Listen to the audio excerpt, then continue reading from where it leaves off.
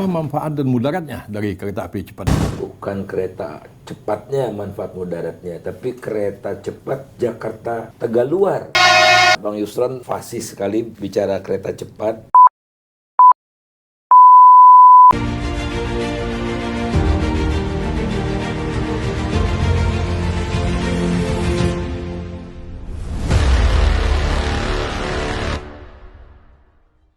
Sahabat Senpai, kereta api cepat Indonesia-China semula dijadwalkan akan beroperasi pada tanggal 18 Agustus besok. Akan tetapi, jadwal itu terpaksa mundur menjadi bulan Oktober.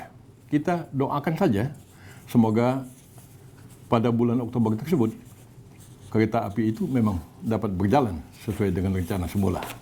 Hari ini, kanal YouTube Yusron Senpai Hai bermaksud untuk melakukan bincang-bincang tentang kereta api cepat.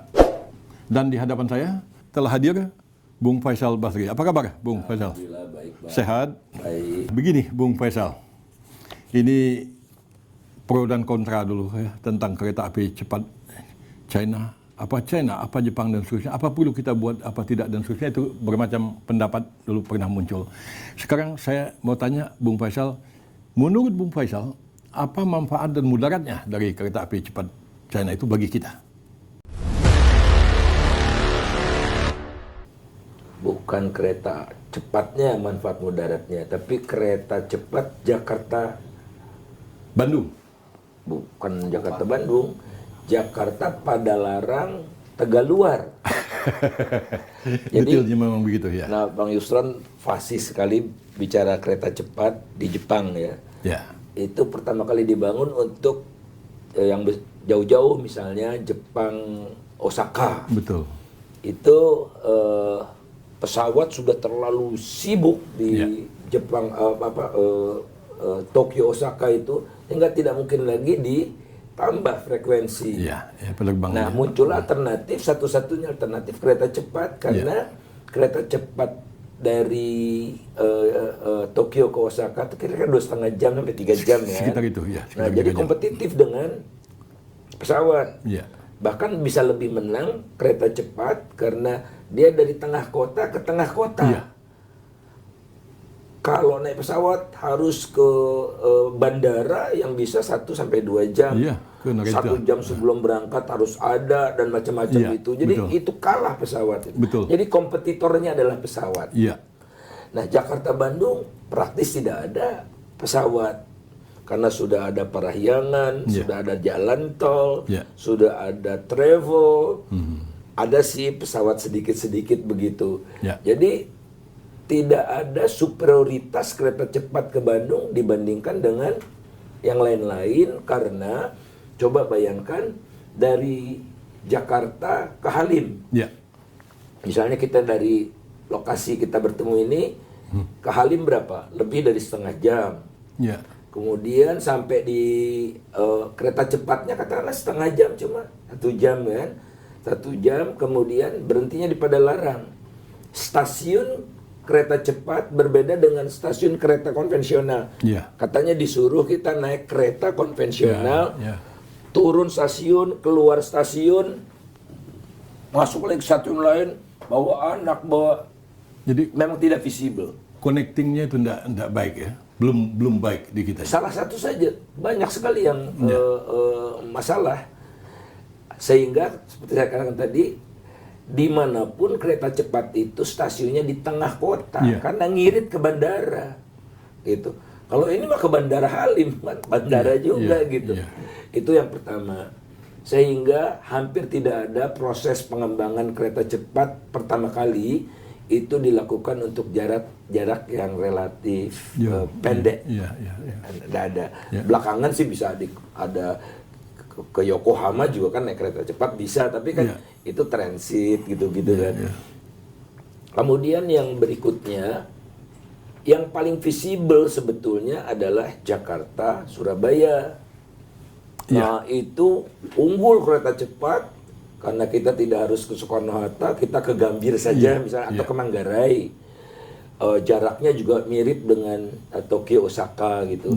Frekuensi penerbangannya sudah padat juga ke Surabaya, nggak bisa ditambah lagi. bandaranya juga terbatas kan, itu punya TNI Angkatan Laut dan sebagainya itu.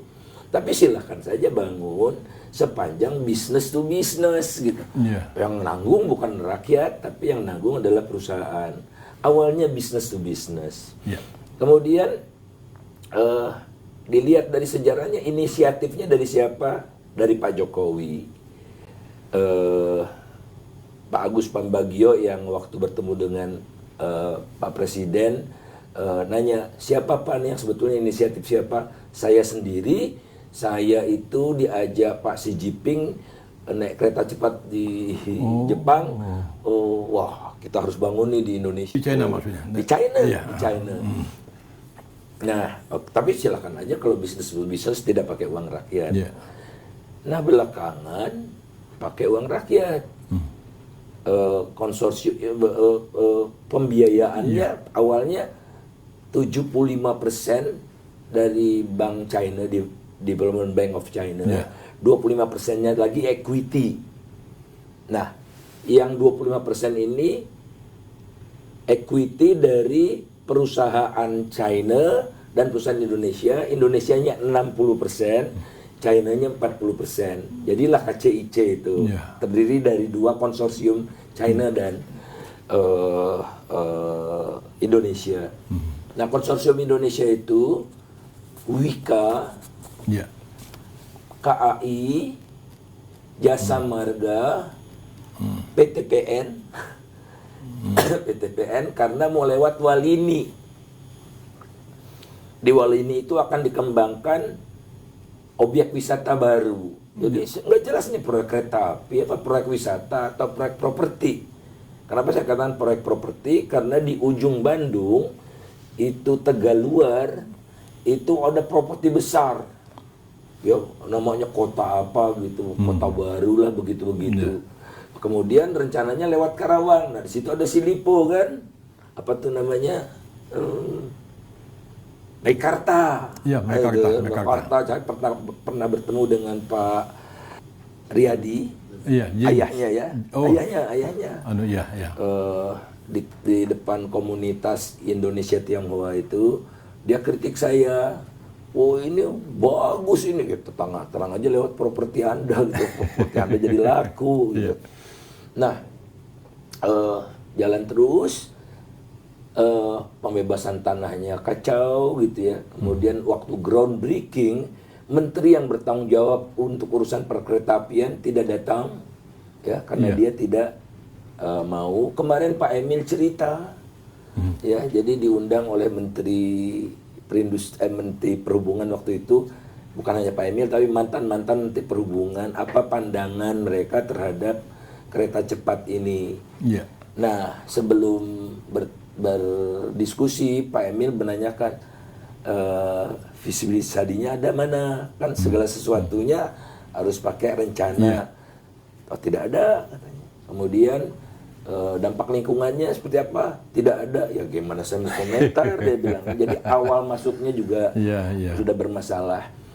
Nah, yang muncul ke publik itu selalu Ibu Rini kan. Yang nggak ada masalah sih, tapi yang punya otoritas ada sudah perbedaan pandangan di dalam pemerintahan sendiri. Nah, Pak Jokowi ya membela Bu Rini kan, akhirnya Pak Jonan kan dipindahkan berhenti sebentar terus dipindahkan ke SDM kan. SDM. Nah, kemudian awalnya itu Halim, Karawang, Walini, Tegaluar. Nah, belakangan Walininya dihapus, di tengah jalan nih Walininya dihapus, Padalarang muncul. Nah, itu juga proses perubahannya itu sedemikian sangat cepat gitu, yang menimbulkan penggelembungan ongkos. Nah, gelembung ongkos ini harusnya kan ditanggung berdua ya. Betul. Sama dua konsorsium ini. Konsorsium Indonesia nggak sanggup. Orang perusahaan KAI kan perusahaan publik, perusahaan rakyat ya, lebih banyak melayani rakyat gitu. PTPN nggak sanggup. Ya. kereta api PT KAI juga KAI, tidak sanggup segala macam. Jadi negosiasi lagi dengan China, minta suntikan dana lagi dari China. Kata Xi Jinping, ya bagi-bagi dong. Ini ada di media semua, bukan karangan saya ya. Bagi-bagi dong, ini kan proyek kita bersama gitu. China-nya nggak merugi kan. Kan bukan salah China, salah perencanaannya kan, salah sisi kita gitu. Oh begitu, ya. Nah, akhirnya muncullah yang namanya business to business ini. Jadi si BUMN-nya ini disuntikan dana dari APBN, BUMN Indonesia ya, suntikan dana dari APBN. Mulailah era kereta cepat ini dibiayai juga oleh APBN, mencederai janji satu. Kemudian yang kedua, saya hitung-hitung break even-nya berapa tahun? Iya, iya itu penting Break sekali. even-nya hitungnya gampang sekali. Perkiraan penerimaan dari karcis Ya. dan dari lain-lain lah, dari toko macam-macam gitu. Pengeluarannya kan investasi, artinya apa namanya itu, fixed investmentnya, infrastrukturnya lah. Kemudian investasi di bidang lain-lainnya. Nah, saya bikin simulasi gitu ya. Macam-macam itu, keluarlah tarifnya kalau nggak salah 350.000 dulu ya. Kemudian berapa frekuensi perjalanan kereta api itu, mendekati 100 tahun baru balik modal itu. 100 tahun. Jadi tidak mungkin kita berharap BEP kalau 100 tahun pun barangkali kereta sudah rongsokan, sudah habis dan segala macam. Betul. Nah, masalahnya sekarang begini. Tadi kan ada beberapa BUMN kita yang terlibat, antara lain Wika, KAI, Jasa Marga, PTPN dan seterusnya. Itu kan perusahaan milik negara. Betul. Apabila itu kita tidak terbayar, tidak sanggup melakukan pembayarannya terhadap katakan hutang kita dengan Cina, lalu bagaimana ini kemungkinan posisi BUMN ini ya untuk kemungkinan diambil alih oleh China. Kita melihat misalnya di Sri Lanka, ya, pelabuhan Hambantota misalnya tidak sanggup dibayar, pada akhirnya itu dikuasai oleh China. Tentu di negara lain pun juga hal-hal seperti itu terjadi. Bagaimana kemungkinan risiko-risiko ini, Bung Faisal? Nah, niscaya pemerintah akan all out dengan cara apa? Menyumpeli penyertaan modal negara ke BUMN itu yang sudah dilakukan. Iya. Walaupun ini kata Mas Seto ya, Deputi, saya cerita tentang kereta api juga, kita mau renegosiasi, kata dia ya, mau renegosiasi antara lain misalnya opsinya udah deh 60%-nya China, Indonesia 40%. Mereka jadi mayoritas, mereka jadi mayoritas. Mayoritas di PT KCI-nya. Jadi 75, jadi hampir semua proyek kereta apinya proyek Cina, bukan proyek Indonesia lagi kan. Pinjamannya 75%, 25%, 60%, 25% dikali 60 berapa? 150 ya. Jadi 85% udah China. Nanti kalau kurang lagi, tambah lagi ya repot. Dan pinjamannya kan diminta dari China juga, misalnya pinjamannya ditambah jadi 80%, ya 90% jadi proyek China gitu. Artinya memang dari awal tidak visible. Sekadar pernah mencoba kereta cepat di China itu. Masalahnya adalah tidak berhenti di situ. Dihitung-hitung oleh pemerintah ini bakal nggak laku ini. Kalau 350.000. Nah, jadi rencananya sudah diumumkan oleh pemerintah itu harga akan diturunkan. Lalu BEP akan semakin jadi 200 tahun nanti kalau gini? Satu itu, atau tetap misalnya sekitar 100 tahun, setiap tahun kerugiannya itu, kalau penumpangnya sedikit kan pendapatan turun. Nah, jadi diturunkan tarif untuk penumpang lebih banyak, disubsidi dari APBN setiap tahun untuk tarif yang lebih murah. Jadi PSO seperti rakyat menaiki kereta listrik Jabodetabek itu kan PSO di sebagian disubsidi oleh pemerintah. Tapi itu wajar karena public transport yang untuk rakyat. Kalau ini setiap tahun kita membayar subsidi buat orang kaya yang naik kereta cepat, itu udah keblinger. Iya, dan tidak hanya itu. Tadi Bung Faisal katakan bahwa modal itu sebagian besar bukan lagi di kita, tapi di China. Pinjamannya Pinjaman. 75% awalnya itu. Komposisi saham bagaimana? Tidak berubah. Tadi bukan China sudah 60% dan kita 40%. Karena si BUMN ini tidak kuat, setor modal, opsinya adalah udah deh Cina-nya aja yang mayoritas. Nah, kalau begitu kan berarti kita mensubsidi bukan untuk kita, tetapi untuk yang 60% saham tadi kan. Ya. Berarti uang negara digunakan, maaf, bukan untuk kepentingan perusahaan nasional kita, tetapi untuk perusahaan asing. Betul.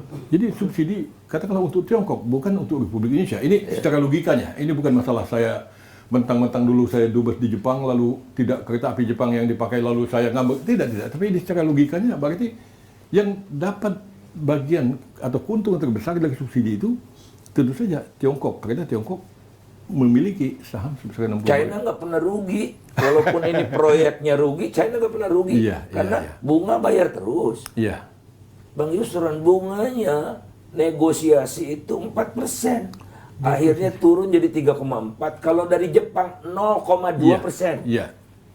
Nah ini pun juga menarik Bung Faisal. Kebetulan waktu bicara kereta api cepat, saya masih bertugas sebagai duta besar Indonesia di Jepang sana. Saya sudah siap-siap pikir, wah seandainya ini kereta Jepang yang diambil ke sini, insya Allah keadaannya akan lebih baik. Soalnya begini Bung Faisal, memang ada perbedaan kalau berunding dengan China dengan Jepang.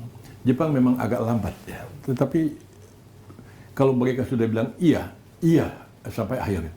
Tidak mungkin misalnya tengah jalan ada pembengkakan, tidak mungkin juga di tengah jalan janjinya tanggal 18 Agustus ya. Katanya kan ini kereta api cepat kita akan menjadi kado ulang tahun Republik Indonesia ke-78. Itu kado pun nggak jadi kita, ini kan akibat mundurnya jadwal. Ya, saya tentu tidak tahu pasti apakah mundurnya ini karena faktor kita atau faktor China. Tetapi apabila Jepang yang tangan ini, dia akan teriak itu bahwa kalau ada yang akan mengakibatkan mundur dari pihak Indonesia, dia akan paksakan itu agak cepat. Ini persoalan harga diri gitu. Nah, sekarang dengan keadaan begini, saya jadi berpikir juga ya, termasuk juga masalah safety.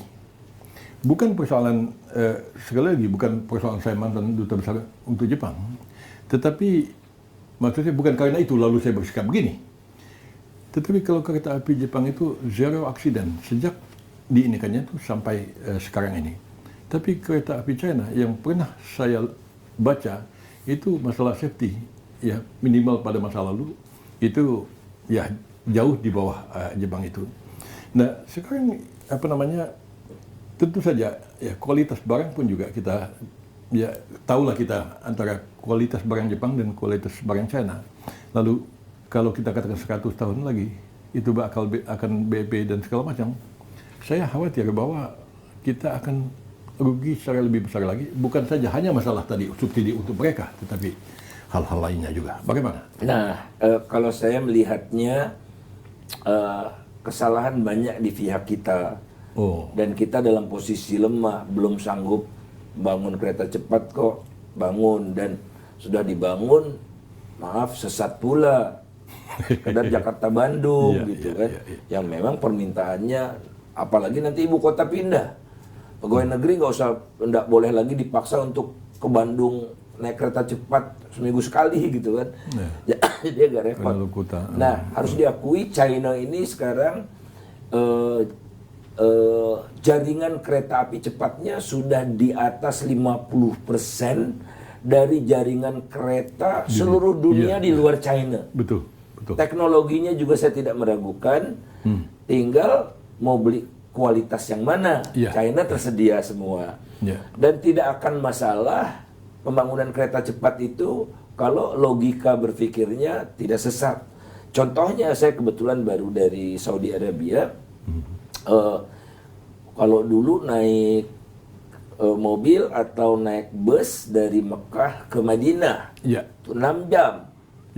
Sekarang kereta cepat, netnya sebetulnya 2 jam, tapi karena harus berhenti di Jeddah, jadi lebih dari 2 jam.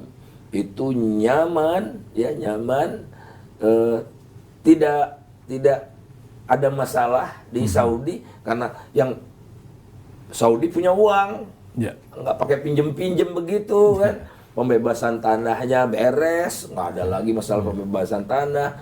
Jadi kalau kita punya bargaining, China itu tinggal kita minta aja, bangun gitu, dia nggak ikut-ikut operasi macam-macam. Nah, kalau kita kan belum sanggup bangun sendiri, belum sanggup ngelola sendiri, ya Cina diajak masuk sini. Tapi kembali risiko ada di tangan Indonesia semua. Bayar bunga terus, relnya diimpor dari Jepang, dari China gitu-gitu.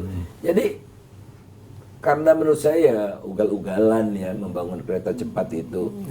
Nah, saya takutnya ke depan, Bang Yusron, akan untuk menutup kerugian Jakarta Bandung akan disambungkan ke Surabaya. Secara logika Jakarta Surabaya benar, tapi idealnya lewat Pantura. Kalau ke Bandung dulu lewat selatan, nggak bisa mampir di kota-kota yang daya belinya udah tinggi. Kalau lewat Pantura kan dia bisa berhenti di Cirebon kan udah betul. Berhenti di Semarang, barulah Surabaya gitu. Jadi dia masih bisa singgah untuk menarik tambahan penumpang gitu. Jadi kalau sekarang yang sudah sesat diteruskan kesesatannya menjadi semakin sesat, bahaya itu. Nah, pertanyaannya memang sulit. Karena apa? Ini kan sudah jadi. Mau diapain lagi? Mau diapain lagi?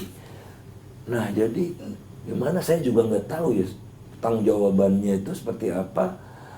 Kalau kita batalkan, udah berhenti gitu, udah jadi monumen aja begitu. Jadi ini memang begitu. Repot, makanya Bang Yusron, perencanaan proyek itu jangan sembarangan.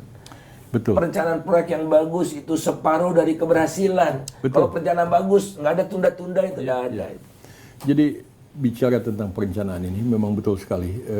Saya buka saja ke publik karena juga bukan hal yang amat rahasia. Karena kita semua tahu bahwa dulu asal mulanya kita mau ambil kereta api Jepang dan bukan China. Riset sudah dilakukan oleh Jepang. Tapi tiba-tiba, ya mungkin setelah di atas 80% persiapan Jepang itu, tiba-tiba berubah ke China. Ya ini tentu ada tanda tanya bagi kita semua, mengapa tiba-tiba semacam begitu. Saya waktu itu sebagai duta besar itu, pihak Jepang bahkan datang ke kediaman, mencoba meyakinkan, ini nanti kalian akan rugi kalau dengan China. Ya, bahwa saya memperjuangkan kereta api Jepang itu wajar saja. Pertama, saya 16 tahun di sana, saya tahu kualitas mereka ketimbang kualitas kereta api China. Juga sebagai duta besar Indonesia untuk Jepang, wajarlah kalau saya bilang ini yang baik. Masa saya bilang China yang baik atau Jerman yang baik, kan apa sudah gila saya kan? Saya duta besar Indonesia untuk Jepang. Nah, jadi pada saat itu mereka juga banyak keluh kesah sebagai yang disampaikan ke saya, dan mereka mengatakan ini riset ini kan kami yang lakukan. Ini tinggal di-copy saja oleh China, dan tiba-tiba pemerintah Indonesia di tengah jalan merubah kebijakan. Ada hal juga yang penting sebenarnya yang mungkin juga masyarakat tidak tahu tentang apa makna kereta api cepat di Jepang itu. Jadi itu bukan hanya persoalan ekonomi belaka, tapi itu persoalan jati diri bangsa Jepang itu. Mereka, kita tahu semua, kalah perang dunia kedua, kondisi mental rakyat itu amblas. Lalu gimanakah untuk membangkitkan semangat rasa percaya diri itu? Dibuatlah kereta cepat Jepang itu, dan saya boleh katakan boleh jadi menetes air mata saya melihat bagaimana Jepang yang miskin itu berusaha untuk membangkitkan rasa percaya diri mereka, maksudnya bangsa mereka. Itu model kereta api cepat itu pakai tanah liat kayak saya di kampung itu dibeginikan awalnya. Sudah agak jadi, kemudian mungut balok, digaji pakai gaji tangan, dibuat relnya, dipasang kipas angin. Kalau kecepatan sekian ini oleh enggak kan? Nah, walhasil dicobalah itu kereta api cepat Jepang itu lalu jalan. Jadi bagi Jepang sebenarnya kereta api cepat bukan hanya masalah money, tapi itu masalah harga diri mereka. Mungkin sama juga Malaysia mencoba membangun Petronas Tower, itu kan ya boleh orang katakan itu mercusuar, tapi itu kan untuk mempunyai makna ini. Sehingga boleh saya katakan Jepang sebenarnya amat terluka terhadap tindakan pemerintah ya yang tiba-tiba saja merubah kebijakan itu. Ya, tentu saja itu hak pemerintah, tetapi dari segi etika, bahkan saya sebagai duta besar saya merasa berat sekali gitu. Bagaimanapun juga saya bela pemerintah Indonesia kan. Tidak mungkin saya akan mengatakan ini, tetapi saya maklum kondisi hati kalian bagaimana lukanya terhadap ini. Nah, sekarang kita lihat bahwa ternyata memang banyak masalah. Sekiranya tadi itu ambil planning yang sudah disiapkan oleh Jepang, apa yang dikatakan oleh Bung Faisal sesat tadi barangkali tidak akan tersesat. Nah, tapi ini sudah jadi, lalu apa yang akan kita lakukan? Ya itu yang saya pusing.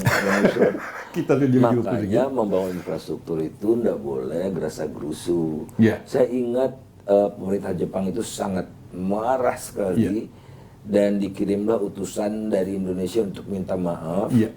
Kalau saya tidak salah, yang diutus adalah mantan menteri Sofyan Jalil, betul ya? Iya. Ah, itu. Oh, Bu Bos pasti tahu kan.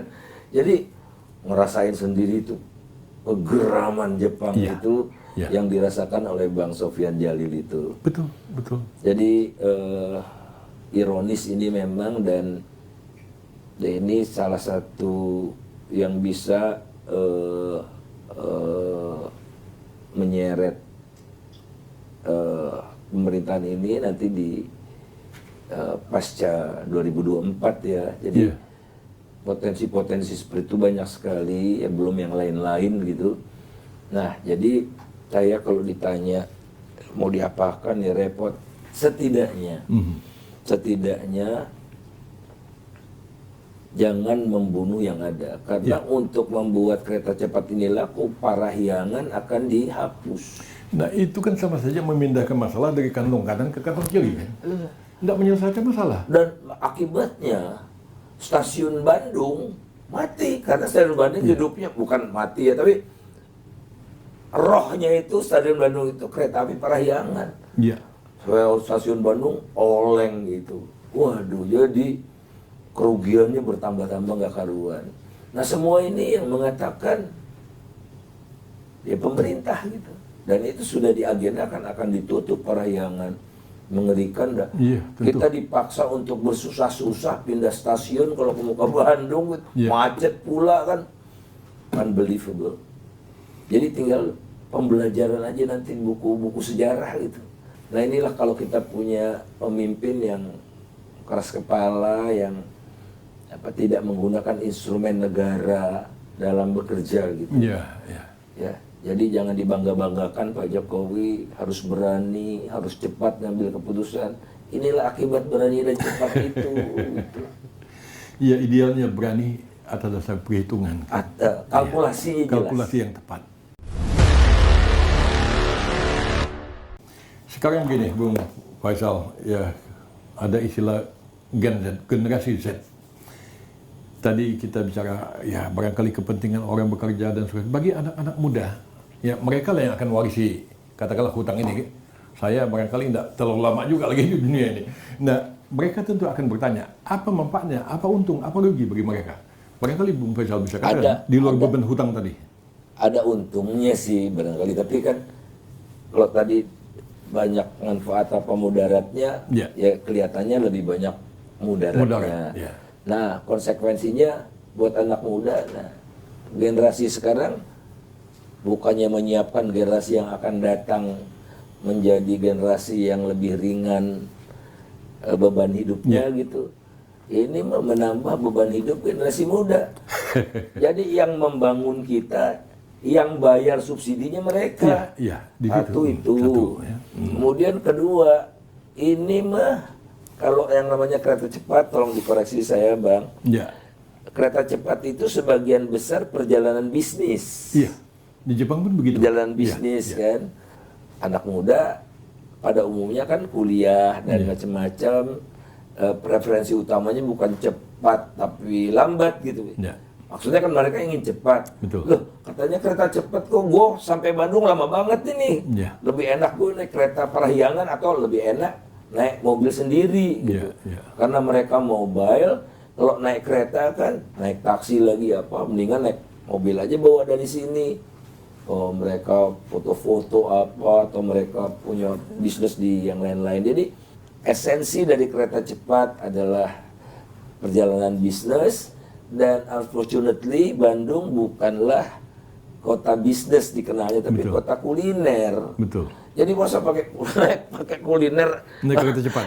mau kuliner kereta cepat, kulinernya ke tempat-tempat lain kan, mau makan apa bakso ini apa ini, Iya. lebih enak naik mobil sendiri dong. Iya. Jadi kita lebih mobile. Jadi Iya. tidak preferensi kaula muda, saya pikir ya. Iya. Karena saya berkali-kali naik kereta cepat juga di Jepang itu sampai Hiroshima, terakhir Iya. dari Hiroshima ke Kyushu, Kyushu, kereta cepatnya di Oh bawah iya, bawah laut laut, itu ah. kan.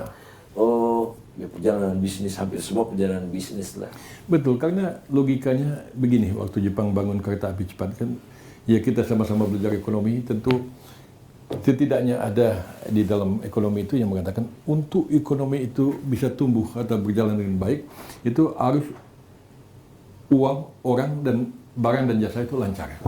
Jadi dia bikin kereta api cepat itu dalam mereka itu harus uang, orang ya, harus orang itu bisa lancar. Nah tapi kalau ke Bandung tadi, Bandung bukan kota bisnis seperti Bung Faisal katakan, ini tidak matching lah dengan logika tadi. Jadi tidak akan membuat arus orang itu lancar dalam konteks bisnis. Mau ngapain ke Bandung kecuali mau beli batagor misalnya kan, mau kuliner. Nah kalau ke Surabaya atau Cirebon itu memang masuk akal. Bisnis itu. Iya. Ya, Surabaya lah. Cirebon itu bukan andalan. Jadi orang Cirebon yang pingin ke Surabaya gitu. Iya, iya. Tapi orang Jakarta ke Cirebon oke juga sih ya. Tapi paling setengah jam itu Iya. sampai Cirebon. Betul sekali tadi yang Bung Faisal katakan dalam konteks kereta api cepat Jepang.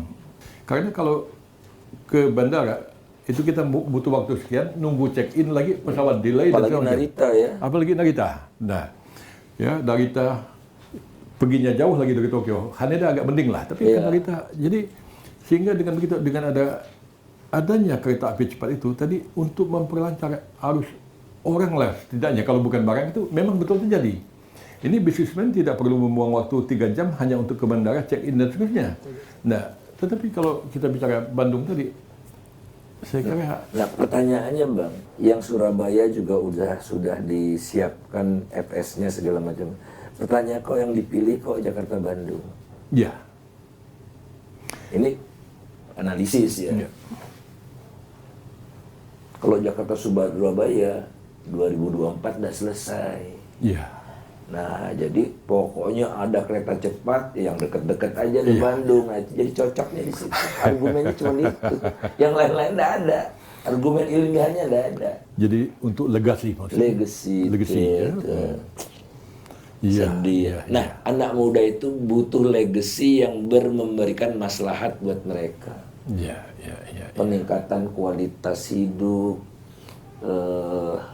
macam-macam lah itu. Iya, iya, iya, iya. Jadi pembelajaran jangan. Nah, yang saya takut itu yang harus kita tentang sekarang, yang harus kita buka diskursnya adalah dari Bandung ke Surabaya. Iya dari Bandung ke Surabaya. Iya, itu tidak ada efek Itu ininya. repot, itu pembebasan lahannya juga besar ya. Iya. Kemudian tidak melewati kota-kota yang punya daya beli cukup untuk Iya, iya. kalau di Jepang kan Oh ya, naik turunnya kan Iya. seimbang. betul, betul, betul. Kita naik kereta Jabodetabek saja itu kalau Bang Yuson naik kereta dari Manggarai Mhm. ke UI gitu. Iya. Itu kalau sudah berdiri hampir sulit sekali mengharapkan duduk gitu. Karena nggak ada yang turun. Ya. Turunnya semua di Depok atau di bidara Cina atau apa Ya, gitu. Itu kereta konvensional, apalagi kereta cepat. Iya, yang Nggak bisa Ya. mengharapkan peningkatan tambahan dari kota Sumedang atau apalah gitu, susah. Iya, memang ini persoalan jarak menjadi hal yang penting. Nah, jarak Jakarta-Bandung saya tidak tahu pasti kalau areal, tapi kalau naik mobil kan naik Cipularang itu 170 kilo udah keluar Pasteur kan, berarti kan jaraknya sekitar 200 kilo kan, terlalu pendek memang untuk rencana itu gitu kan. Nah, Tapi itulah yang paling mengganggu itu trends. Kalau misalnya kenyataannya selama ini orang ke Jawa Barat itu paling banyak kepada Larang, oke pada Larang. Tapi faktanya hampir semua orang naik kereta berhentinya di stasiun Bandung, bukan di Cimahi juga gitu. Ke Cimahi juga kan ada gitu. Enggak, jadi ini enggak memerhatikan prospek potensi konsumennya juga gitu. Jadi apa penjelasannya, ya itu. Karena yang paling visible diselesaikan sampai 2024 ya Jakarta Bandung. Nah, kemudian kereta cepat itu tidak dibangun di rute yang banyak alternatifnya. Jadi kan nggak mungkin perjalanan bisnis dari Jakarta Surabaya naik mobil pribadi kan, travel juga jarang, bus juga sekarang jarang kan. Jadi satu-satunya jalan ke Surabaya yang logis adalah pesawat. Pesawat sudah tidak bisa tambah lagi, baru kereta cepat. Kalau ke Bandung mobil pribadi, travel, bus, parahyangan, dan kereta-kereta lain yang mau ke Jawa Barat, Jawa Tengah dan Jawa Timur ada yang lewat Bandung. Jadi alternatifnya sudah banyak, kecuali ini mendesak gitu, mau udah ada alternatif gitu, menyengsarakan rakyat dalam perjalanan Jakarta. Enggak juga. Enggak. Karena ya itu tadi, alternatif untuk ke Bandung amat banyak. Jadi sebenarnya tidak menjawab masalah yang amat diperlukan oleh masyarakat. Apa yang diperlukan? Ya tadi Jakarta Surabaya. Mungkin orang mau bisnis mau cepat kan, tapi kita bikinnya Jakarta Bandung. Lalu masalah Jakarta Surabaya apa? Itu tidak terselesaikan. Cuman saya dengar begini, Bung Faisal, ada rencana pemerintah Indonesia untuk membangun kereta Jakarta Surabaya. Nah, kabarnya itu Jepang, tetapi memang bukan Shinkansen. Jadi istilahnya semi cepat. Kacau juga kan. Jadi di Jepang itu ada istilah rapid train, istilah dia kan. Kalau seandainya kereta api cepat itu Shinkansen istilah dia kan, itu bang bullet train.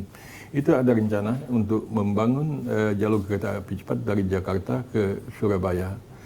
Walaupun itu bukan kereta peluru, ya kereta api cepat tadi, tapi ya kita berharaplah bahwa paling tidak dari pengalaman kereta cepat Jakarta Bandung ini kita menarik hikmah lah, menarik pelajaran, jangan sampai ibaratnya seperti kuda kata orang, jangan sampai kejeblos pada lubang yang sama. Tapi kalau semi cepat ke Surabaya, kalah dia dengan pesawat. Oh iya.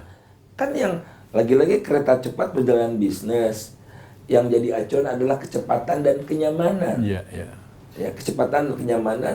Kereta cepat itu kan senyaman naik pesawat kan, Bang. Betul. Kalau ada bumpy lagi kan gitu kan. Oh, bahayanya naik kereta cepat bagi saya. Baru 5 menit udah ngorok saya. Kalau di kereta biasa susah ngorok. Nah, kalau itu ngorok tuh kan. Bagi saya tuh kayak gitulah kira-kira. Tapi itu konsumen siapa? Nah, nanti supaya laku lagi diturunkan lagi sehingga mematikan kereta yang sudah ada. Kereta rakyat itu kan ada Argo Bromo, Argo macam-macam itu. Jadi jangan nanggung-nanggung gitu. Itu kan tanggungan. Tapi ini sekedar barangkali supaya Jepangnya tidak marah kalau motifnya itu ya lain lagi. Ya, tapi bagaimanapun juga kita harus tentu menghitung apa manfaatnya bagi kita dan bahkan apa beban yang akan kita tanggung. Ya, saya pikir jadi kalau berkelanjutan proyeknya ya.